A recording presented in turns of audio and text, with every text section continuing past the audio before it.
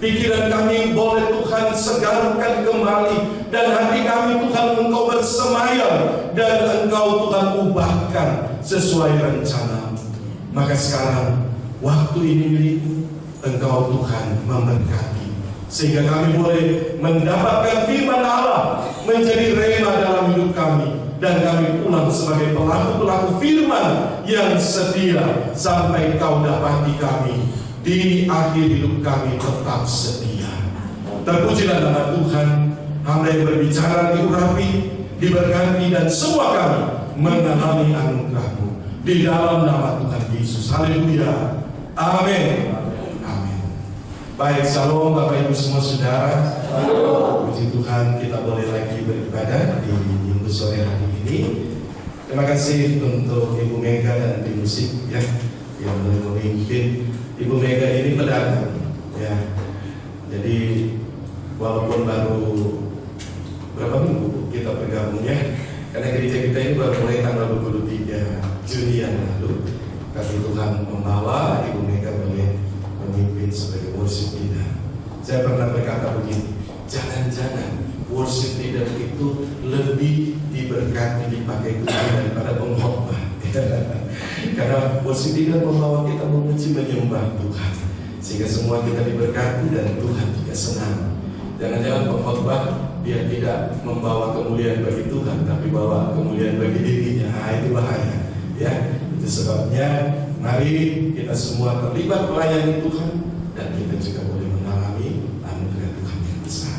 Baik, kita sudah sampai di buah Roh Kudus yang ketujuh ya, buah Roh Kudus yang ketujuh. Itu sebabnya topik kita sekarang, buah Roh adalah kesetiaan. Buah Roh adalah kesetiaan. Ini yang akan menjadi topik khotbah kita. Dan untuk itu kita membaca lagi dua ayat firman Tuhan. Sudah ramai belum? Ya. Apakah ada gangguan signal atau gangguan hati? Mari kita lihat, buah roh itu ada 9 ya. Gambarnya seperti ini, bisa lanjut? Iya, slide kedua. Nah, ini dia. Tapi kita langsung membaca ayat Alkitab, berarti slide ketiga. Mari kita baca bersama-sama. 2, 3. Tetapi buah roh ialah kasih, sukacita, damai sejahtera, kesabaran, kemurahan, kebaikan, kesetiaan, kelemah lembutan, penguasaan diri. Nah, kita akan belajar tentang kesetiaan.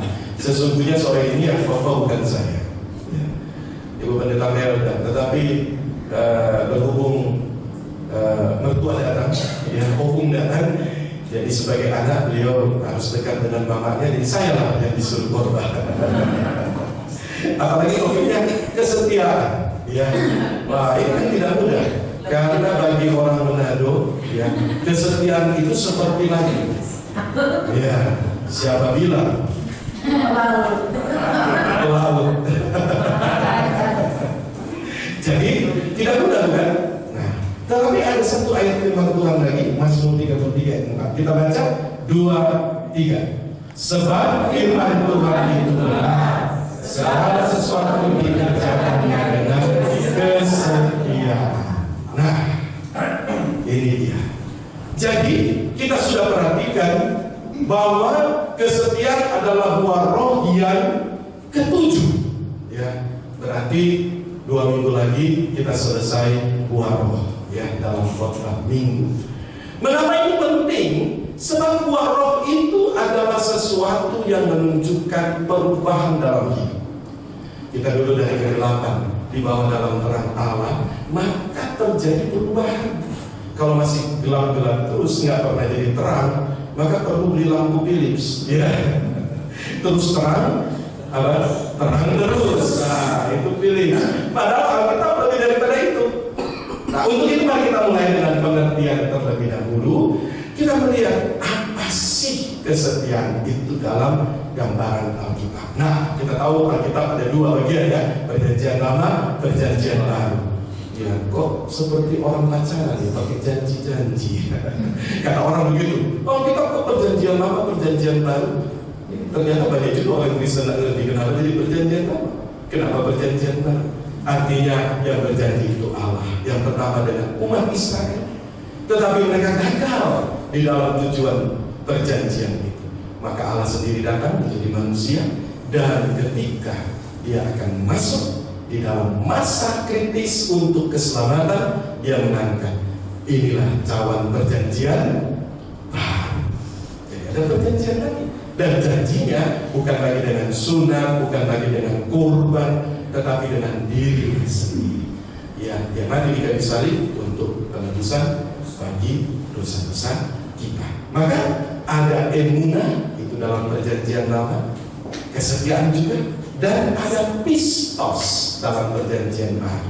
Artinya sama, kesetiaan, tetapi karena konteksnya ada perbedaan, maka sedikit ada perbedaan pengertian juga. Emunah lebih kepada arah kokoh. Nah, kalau kita udah tahu kokoh itu ya, rumah itu kokoh. Nah, bukan kokohnya orang Tionghoa, bukan. Tapi kokoh di sini kuat. Ya. Emunah juga bisa artinya tidak tergoyahkan. Angin kencang, ya tidak tergoyahkan. Juga tidak berubah. Ya. Hari ini tetap, besok tetap. Itu konsisten, tidak berubah. Nah, dalam perjanjian baru, pistos itu lebih kepada arah pribadi. Maka kesetiaan itu artinya ke dalam bahasa Indonesia dapat dipercaya. Ya, dapat dipercaya itu kan makhluk hidup, ya kan? Kalau makhluk mati nggak bisa. Kalau makhluk hidup dapat dipercaya, manusia, ya seperti itu. Juga taat. Nah, taat ini berhubungan ya dengan pribadi.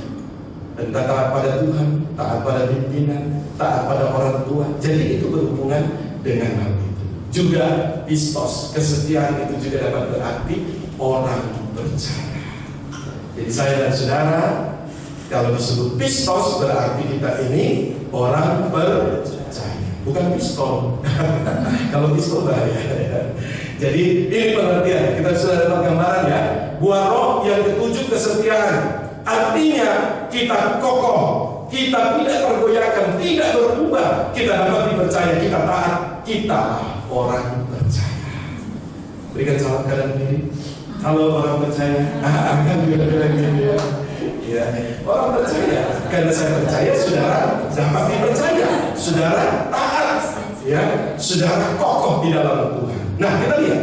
Tetapi Amsal 20 ayat 6, mari kita baca bersama. Apa yang ditulis di sana? Amsal 20 ayat 6. Kita mulai 2-3. Banyak orang menyebut diri baik hati, tetapi orang yang setia, siapakah yang menemukannya?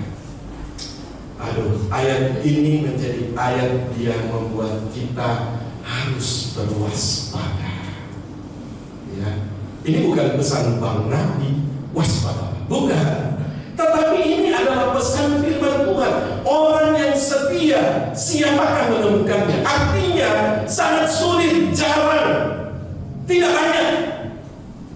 Itu sebabnya ternyata mengapa kita butuh Roh Kudus. Sebab semua kita mantan orang berdosa. Kita sudah biasa hidup dalam ketidaksetiaan. Tapi sekarang kita harus hidup dalam kesetiaan.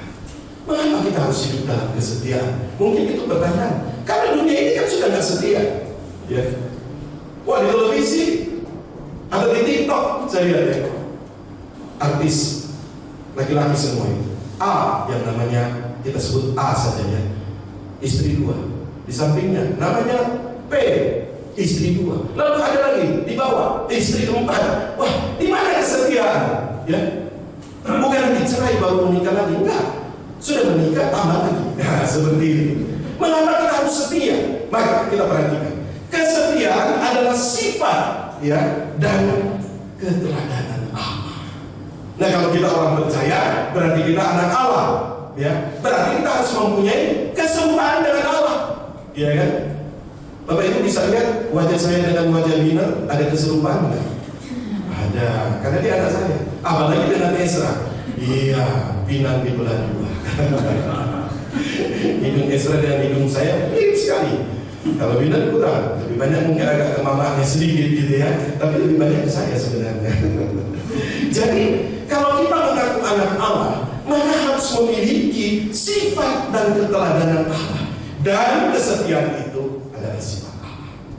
Itu sebabnya Mazmur 100 ayat 5 katakan demikian. Sebab Tuhan itu baik, kasih setianya untuk selama-lamanya, dan kesetiaannya tetap turun-temurun. Maka Allah setia. Sebab turun-temurun. Allah tetap setia. Allah nggak bikin janji lalu kemudian dia ingkar janjikan. Allah lakukan. Sebab Allah adalah setia. Apalagi Ibrani 13 ayat 8. Allah yang pernah datang menjadi manusia dikatakan begini. Yesus Kristus tetap sama, baik kemarin maupun hari ini dan sampai selama-lamanya. Ia tetap sama menolong kita. Jadi jelas sekali kesetiaan itu sifat daripada Allah yang harus ada pada kita. Kalau kita menyebut diri ada Allah.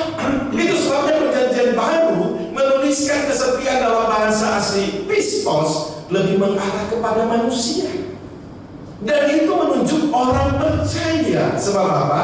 Kesetiaan itu adalah sifat Allah yang harus menjadi sifat kita. Karena harus menjadi sifat kita, maka Allah berupaya sungguh-sungguh mengubahkan kita yang sudah tidak setia untuk menjadi setia. Maka Roh Kudus bekerja. Ya, buah Roh Kudus yang ke-7. Ya, seperti itu. Tapi untuk itu mari kita pahami sedikit, kembali lagi kepada pengajaran dasar tentang 4 karya Roh Kudus. Saudara, karya Roh Kudus yang pertama evangelistis. Saya percaya semua kita sudah mengerti ya. Roh Kudus yang membuat kita menjadi percaya Yesus. Roh Kudus yang membuat kita menyadari kita orang berdosa. Roh Kudus yang membuat kita sungguh-sungguh hanya mengutamakan Kristus dalam hidup kita. Tapi sesudah kita percaya Yesus, kita yakin diselamatkan, ya, mulai muncul hidup yang baru. Tapi kita dulu adalah orang yang hidup dalam hidup yang baru. Maka Roh Kudus mengerjakan hal yang kedua yang disebut karya Roh Kudus yang bersifat organis. Apa itu? Buah Roh Kudus. Seperti organ ya, jantung itu organ, paru-paru itu organ, ya. Hati itu organ, mata itu organ. Begitu juga Roh Kudus mengerjakan. Yang dulu organ manusia kita telah mati dalam dosa, sekarang hidup kembali oleh karya Roh Kudus. Maka ada buah Roh Kudus. Mulai ada kasih, sukacita, damai sejahtera, kesabaran, kemurahan, kebaikan. Sekarang kesetiaan, kelemah lembutan, dan terakhir penguasaan diri. Maka Roh Kudus yang mengerjakan itu. Sudah bertobat tapi masih sama hidupnya seperti yang dulu. Jangan mengaku saudara sudah bertobat. Sebab apa? Bikin malu orang malu gila. Barulah karya Roh Kudus yang ketiga, karismatis. Roh Kudus memberikan karunia-karunia kepada kita. Ya. Ibu Mega mungkin kita sebut istri yang sederhana, tapi ketika beliau berdiri di sini, Tuhan mengurapi dia. Kenapa? Tuhan memberikan karunia. Ya. Nah, Ibu Mega lebih lengkapnya Megawati. Bukan sekarang Megawati, ya, apa namanya? Boru Simanjuntak ya. Nyonya Saragi ya. Ibu Mega Saragi Boru Simanjuntak. Seperti itu. Ya, diurapi oleh Tuhan. Tapi jangan cepat-cepat kita mau karya Roh Kudus yang karismatis, tanpa banyak karunia ini tanpa karunia, tanpa karya Roh Kudus yang bersifat organis. Itu akan celaka. Itu sebabnya banyak pengkhotbah bertumpangan. Sesudah jadi pengkhotbah besar, lupa diri, lupa Tuhan. Ya. Akhirnya gagal. Sebab apa? Karunia Tuhan berikan, tapi dia tidak bertumbuh di dalam Tuhan. Ya. Tidak mengalami pembaharuan oleh Roh Kudus. Ya. Itu sebabnya saya katakan jujur, topik-topik ini sangat menantang. Saya mendengar Pak Vence juga bilang, aduh Pak, kasih topik saya ini susah Pak. Pak Yohanes juga bilang, aduh Pak, susah sekali Pak. Akhirnya yang diposting apa? Foto suami istri. Ya, gitu. Kenapa? Karena ini berat, tidak mudah sudah. Ya. Karena itu pembaharuan yang daripada Allah, bukan teori. Kalau cuma teori, siapa yang sekolah tinggi lebih banyak teorinya. Tapi dikerjakan oleh Roh Kudus. Sampai akhirnya Roh Kudus berkarya dalam hidup kita, karya Roh Kudus yang pedagogis. Roh Kudus mengajar kita, menuntun kita, supaya hidup kita memutuskan sesuatu dengan tepat. Nah, itu sebabnya kita melihat karya Roh Kudus ini tidak mudah, dan yang dia kerjakan adalah sifat Allah dalam hidup kita, supaya nanti malaikat lihat nama Johnson, mukanya beda dengan Allah Bapa, ini bukan keturunan Lucifer ini. Nah, ini sama segini, karena tidak ada keserupaan. Tapi ketika Roh Kudus mengerjakan itu, maka muncul keserupaan Allah dalam hidup kita. Maka apa yang terjadi? Ya, satu saat ada pemuda kan, karena ada acara Natal, waduh, karena dia ketua pemuda sibuk. Wah, gas kencang karena bolak-balik supaya acara berlangsung baik. Tabrakan, mati.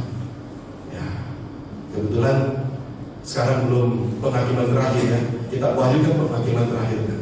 Sekarang siapa yang mati? Ya, di luar Tuhan kan kalau mau ya. Injil Lukas 16:17 ya. Kemudian di dalam Tuhan Firdaus. Ya, akhirnya dia mati. Jadi sudah ditarik oleh malaikat. Ada dua jalan, satu alam maut, satu Firdaus. Lalu dibawa ke alam maut, nggak mau dia. Iya. Nggak mau, saya ketua pemuda gereja. Saya kasih masuk surga. Saya sudah terima Tuhan Yesus. Lalu malaikat buka-buka. Nggak ada namamu, apalagi wajahmu. Nggak ada tanda-tanda kamu sudah lahir baru. Mana dua Roh Kudus? Nggak ada semua. Bukan kesetiaan. Ternyata kamu belum menikah aja punya pacar 5. Waduh. Awal mau taruh. Syukur waktu dia masuk dia, ada Pak Penatua di dalam juga. Lalu Penatua bilang, Mas, cepat-cepat saya menerima kamu. Di dalam Pak Pendeta ada khotbah katanya. Ada pendeta juga di dalam. Kenapa? Tidak mengalami karya Roh Kudus yang bersifat organis. Nggak ada keserupaan dengan Allah Bapa. Apalagi dengan Tuhan Yesus, ya. Semua rambutnya pendek, Tuhan Yesus rambutnya panjang. Tidak ada keserupaan dengan Allah. Maka kita bukan anak Allah. Keserupaan itu karena Roh Kudus bekerja menghasilkan sifat tabiat yang baru dalam hidup kita. Nah, maka sekarang kita lihat apa sih tanda orang yang setia, ya kan? Jadi kita nggak usah terlalu Firman Allah sudah menjelaskan. Maka kita lihat tanda orang yang setia, yaitu tidak menyimpang ke kanan atau ke kiri. Dengan kata lain, orang yang setia itu orang yang konsisten. Ya, konsisten. Dia ikut Tuhan sungguh-sungguh. Ya, bukan ikut pendeta. Ya. Pendeta lama-lama jadi pendoti, bahaya kan? Yang nggak mengerti puji Tuhan, yang mengerti haleluya. Seperti itu, saudara. Jadi konsisten, ikut Tuhan. Saudara, kita berada dalam kondisi yang saat ini tawaran begitu luar biasa. Saudara bisa ikut orang, bisa ikut organisasi, saudara bisa ikut majikan, bisa ikut Tuhan yang mengarahkan saudara kepada kekekalan hidup. Tapi saudara harus ikut Tuhan. Amin. Konsisten. Ulangan 5:32-33. Mari kita baca bersama. 2-3. Maka lakukanlah semuanya itu dengan setia, seperti yang diperintahkan kepadamu oleh Tuhan Allahmu. Jangan menyimpang ke kanan atau ke kiri. Segala jalan yang diperintahkan kepadamu oleh Tuhan Allahmu haruslah kamu jalani, supaya kamu hidup dan baik keadaanmu serta lanjut umurmu di negeri yang akan kamu duduki. Wah, ini jauh-jauh hari Tuhan sudah bicara supaya kita konsisten, jangan menyimpang ke kanan atau ke kiri. Itulah tanda orang yang setia. Boleh saya tulis sebentar? Setia kan? Tanda pertama, ya, konsisten. Konsisten, ikut Tuhan sungguh-sungguh. Jadi ikut Tuhan itu bukan minggu ini lagi senang, ikut Tuhan. Tapi sekarang sudah tanggal 20 bulan Oktober. Ini mulai bertanya, ikut Tuhan enggak? Karena mulai tipis ya. Saya tidak tahu tipisnya apa. Kalau saya tipis terus, yang penting ATM-nya ada gitu kan. Selama ada ATM, maka sudah ada alat untuk menampungnya. Ya, kalau nggak ada puji Tuhan, kalau ada apalagi, ya kan? Haleluya 12 kali di rumah begitu ya. Ya, walaupun dompet tipis, tapi selama masih ada ATM kan, artinya Tuhan dapat memberkati dengan caranya. Ya, jadi itu tanda pertama ya, konsisten. Orang yang setia konsisten. Kita ikut Tuhan bukan karena manusia. Kita ikut Tuhan sungguh-sungguh, karena itu adalah bukti daripada buah Roh Kudus. Kita diubahkan, mulai semakin serupa dengan Tuhan. Ya, jadi kita pulang dari sini boleh lihat kaca serupa Tuhan enggak ya? Kalau belum, jangan pergi ke Korea operasi plastik, bukan, tapi diubahkan oleh Roh Kudus. Tanda yang kedua, mari kita perhatikan. Tanda orang yang setia yang kedua. Hari ini saya cuma berikan 2 saja. Kalau terlalu banyak kita lupa. Jadi cukup 2. Tanda yang kedua yaitu bertahan sampai akhir. Kalau tadi konsisten, yang ini persisten. Nah, pakai bahasa yang agak susah-susah ya. Tapi kalau kita hafalkan gampang. Jadi tanda orang yang setia 2. 1, konsisten. Yang kedua, persisten. Bukan permen karet, bukan, persisten. Jadi langsung persis. Ya. 10. Kita baca Wahyu 2 ayat 10b 2-3. Dan dalam engkau setia sampai mati, dan aku akan mengabulkan kepadamu mahkota kehidupan. Jadi orang yang setia itu bertahan sampai akhir. Ya, bertahan sampai akhir. Walaupun di rumah istri itu seperti kaset rusak, ya, bertahan. Karena lama-lama kaset rusak tadi itu menjadi kaset yang indah. Ya. Seperti itu. Karena ada satu opa, satu saat dia telepon, Pak Pendeta, boleh nggak khotbah di perusahaan X? Saya sebut begitu. Di daerah Sunda, boleh opa. Nanti pergi dengan opa. Tapi nanti nyong yang jemput ya. Waktu itu kita masih ada muda kan, baru jadi pendeta 2-3 tahun. Oke opa, saya jemputlah dia. Tinggal di daerah sana. Pergilah ke perusahaan X di Sunda sana. Ternyata banyak orang. Saya salah satu pendiri karyawan pertama dari perusahaan ini di tahun 60-an sesudah Pak Harto jadi presiden.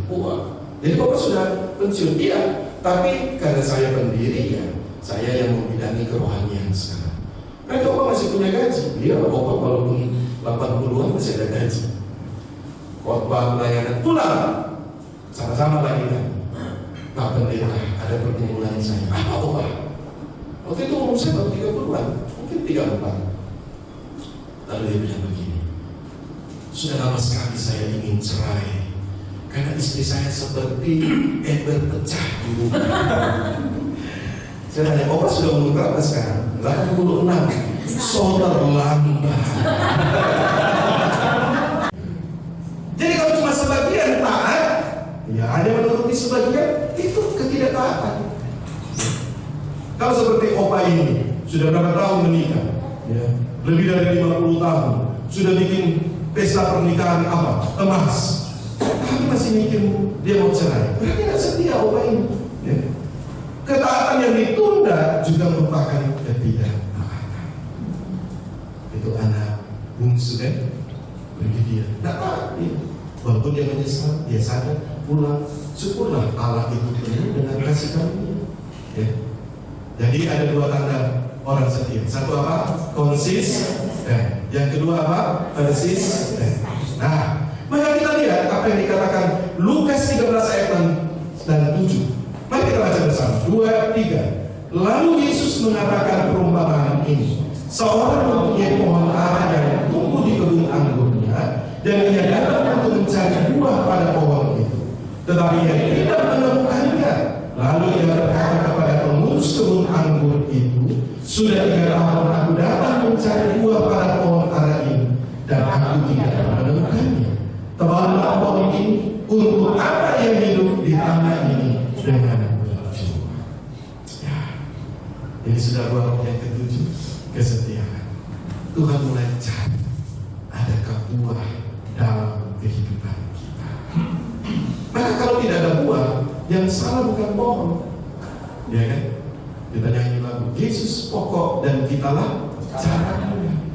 Pokoknya batang pohon itu bagus, tapi caranya tidak menghasilkan buah, maka dikatakan tebanglah pohon. Kita lihat gambarannya, ya. Boleh ditampilkan? Ini saya belajar menggambar, tapi kurang bagus. Iya. Saya mau gambarkan seperti ini, bahwa melalui kelahiran baru ada pohon keselamatan dalam hidup kita. Amin. Tapi pohon itu harus menghasilkan buah. Dan buah Roh Kudus itu 9 itu, dia dibagi dalam tiga kelompok. Yang pertama, kelompok hati. Ketika kita lahir baru, bertumbuh dalam pohon keselamatan, yang pertama hati kita dibaharui. Maka buah yang pertama kasih. Kita mulai melihat orang lain tanpa dilihat. Kita mulai lihat orang lain dengan kasih Allah. Puji Tuhan, berarti ada buah. Kemudian sukacita. Ketika saudara sudah mengalami kelahiran baru, bertumbuh dalam Tuhan, hidup saudara berubah. Sukacita. Sesudah sukacita apa? Damai sejahtera. Dari yang tak punya damai, maka jadi pertanyaan, apakah buah Roh Kudus sudah ada? Jadi hati diubahkan, maka tampilan dari dalam itu akan terlihat di wajah kita. Ada orang ketika dia senyum, ternyata cuma bisa senyum ya, sepertiga. Ya. Tadi mulai diperkenalkan, ya. Ketua MPR mulai perkenalkan tamu-tamu, disebut nama-nama orang. Tapi saya sempat lihat ada satu orang, ketika orang diperkenalkan wajahnya kena, dia senyum cuma sepertiga. Saya harus berpikir, apa yang dia pikir tentang orang yang disebut tadi? Orang lain tepuk tangan senyum, dia sampai giginya 32 kelihatan, tapi dia cuma senyum sepertiga. Saya pikir, oh mungkin lawan saya ya, mungkin seperti itu. Jadi ini penting, hati dibaharui. Baru yang kedua, tindakan berubah. Dan di sana ada tindakan yang terlahir dari kesabaran. Saya pun cek. Saya merasa tahun ini saya semakin sabar. Ya, walaupun Ibu Menda bergumul sebelumnya. Saya semakin sabar. Tadi pun saya sempat evaluasi. Ya, saya tak buka WA grup keluarga kami kan. Tapi benar dia 7 udah ke gereja. Ya, jam 6.48 dia WA. Tolong dong, saya lupa bawa kamera. Saya tak buka, tapi sudah di sini. Wah, si Esra rupanya baca. Tapi dia lupa juga katanya. Ini mamanya bilang, diambil lagi nggak kamera? Sudah 7:30 lewat dikit. Jam ibadah jam 8. Wah, saya sudah hampir nggak sabar. Pak, ambil nggak kamera? Terserah mau ambil atau nggak ambil, terserah kalian.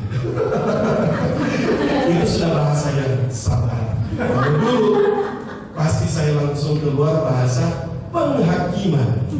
Padahal belum akhir zaman, tapi sudah penghakiman. Dasar lupa, dasar ini, dasar itulah saya. Karena saya dididik begitu. Semuanya sudah harus siap. Ya. Kalau pergi ke sekolah dulu sepatu saya sikat sampai nyamuk dan lalat pun terpleset. Celana saya pasti licin sekali. Walaupun nggak punya banyak, tapi selalu begitu. Ya. Jadi kesabaran, tindakan, kemurahan, dalam bertindak ada kemurahan dan ada kebaikan. Tetapi sekarang ini sudah masuk kepada tabiat, sifat, dan kita mulai dengan kesetiaan. Ya, mulai dengan kesetiaan. Maka kita mulai bergambar, bercermin, apakah saya mulai memiliki sifat Allah dalam hidup saya? Ya. Apakah memiliki sifat Allah? Untuk itu saya mau mengajak kita. Saya punya cerita ya tentang seekor anjing. Nah ini ya, sudah ada. Ini masih foto hitam putih karena ini dari tahun 1925. Oke, hitam putih. Kalau foto di sebelah ini tahun ini, ya tahun ini. Ini baru ya sekarang pada saat sudah musim sudah mulai musim semi. Nah, itu anjing sana, patungnya itu. Nah yang di samping ini ponakan saya. Kebetulan ada foto dia, saya ambil untuk menunjukkan ya. Karena ini kisah Hachi. Hachi itu nama anjing. Ini dari Hachiko ya. Jadi nama yang bagus ya, Hachiko. Kisahnya bagaimana sebenarnya? Ini anjing yang setia. Jadi dia anjing daripada Profesor Samuel Ueno ya. Dia adalah profesor dalam ilmu pertanian di Tokyo University ya. Jadi setiap kali dia mau pergi, anjing ini ikut sampai di stasiun Shibuya. Mudah-mudahan kita nanti sampai ke sana lagi ya. Saya biasa dulu penginjilan di sana ya. Teman-teman yang di bahasa Jepang, saya coba bagi-bagi perangkat. Ketika mereka tanya, saya jawab, oh I don't know. Makasih wa Indonesia Jin. Saya orang Indonesia, nggak bisa ngomong bahasa Jepang, tapi cuma tukang bagi-bagi gitu ya. Jadi dia selalu antar Profesor Ueno naik kereta dari stasiun Shibuya pergi ya. Nah pulang sore agak malam, dia sudah lama juga jemput, dia sudah tahu jalannya. Tapi satu saat Profesor ini ngajak tidak pulang-pulang karena meninggal serangan jantung. Lalu nggak dibawa ke rumahnya, langsung disemayamkan, sudah dilarikan ke rumah sakit, disemayamkan di kampus, dimusnahkan dari profesor, lalu dikebumikan. Bayangkan dari tanggal 21 Mei 2005, anjing ini terus menunggu Profesor Ueno itu sampai tahun 1935. Pagi hari dia pergi ke stasiun Shibuya. Dia lihat nggak ada yang pulang. Tapi malam dia sudah tahu jalan pulang, dia pergi lagi. Dia tunggu di depan. Itulah patung sana. Di situlah dia tunggu 10 tahun. Jadi sampai tua sekali, sampai dia jalan pun sudah susah. Akhirnya dia mati ditabrak kendaraan karena ya dia menyeberang jalan, dia tertabrak, dia mati. Tapi kisah ini dikisahkan kesetiaan sampai mati. Ya, ini anjing loh, bukan manusia. Anjing.